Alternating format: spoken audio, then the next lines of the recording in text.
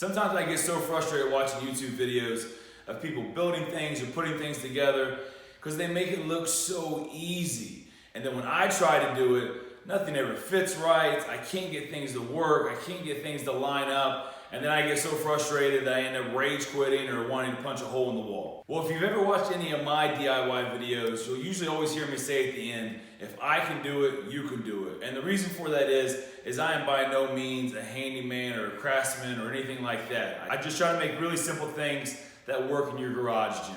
And in this video, I'm actually going to point out to you the 3 big mistakes that if I had to do it all over again, the things that I would change with my own DIY squat rack. The first mistake I'm going to share with you guys is by far the most egregious of the 3 mistakes. And it's really just a matter of me kind of figuring it out as I went along. And when I put this squat rack together, it was March of 2020, and I thought I was going to maybe be using that rack for a month, 2, maybe 3 months tops.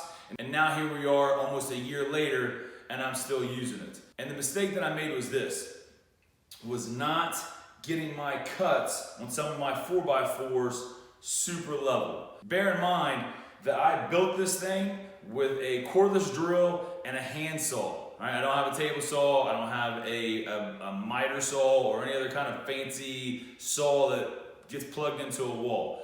And by not having these cuts here even, when this 4x4 set on this 4x4, eventually, because of the weight that gets pressed down on it when you're racking and unracking weights, it's going to form fit to whatever the 4x4 on the bottom is. And if the 4x4 is not flush and really straight across, this piece is going to start to twist and even will start to crack a little bit, like this one over here. So I've got a little crack working here and a little one here.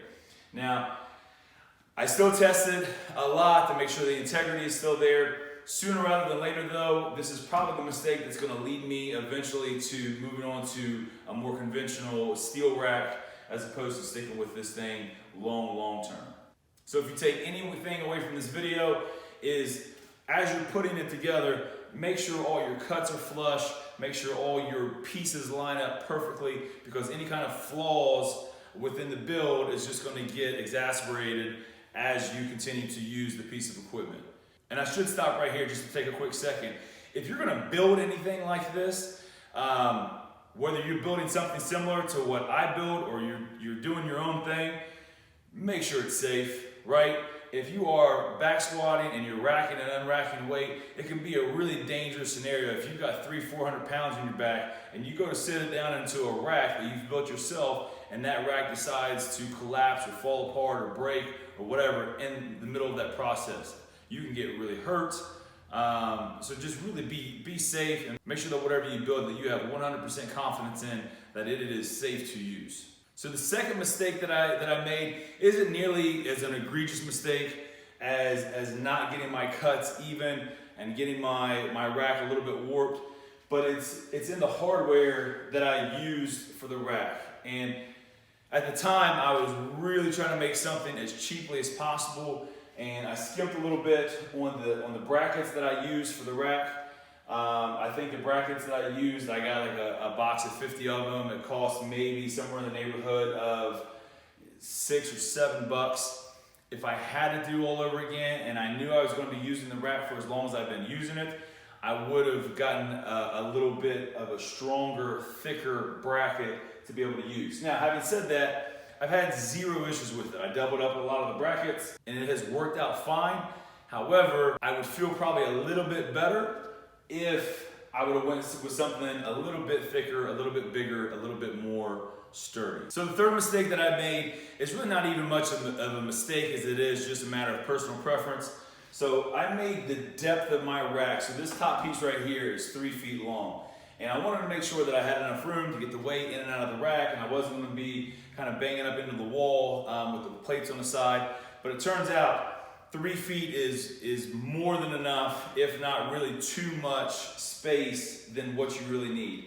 30 inches would still be more than plenty, and quite honestly, especially if you're short and you're tight on space, if this thing was 2 feet, I still think it would be plenty of room for me to just get the bar in and out of the rack to be able to do all the things that I do that I utilize the rack for.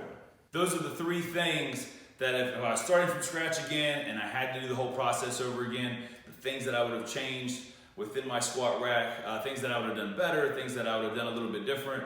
And so hopefully if you are thinking about building your own squat rack in your garage, hopefully that helps you out a little bit. Especially if you're doing something like a wall mounted, so to speak, rack, kind of like the one that I have sitting right here. If this video helped you out a little bit, do me a favor, go down and hit that like button, and look forward to seeing you guys next time. Didn't know really if I was going to be using it for a month, or now I guess we're going on about 9 months. No, almost a year. Holy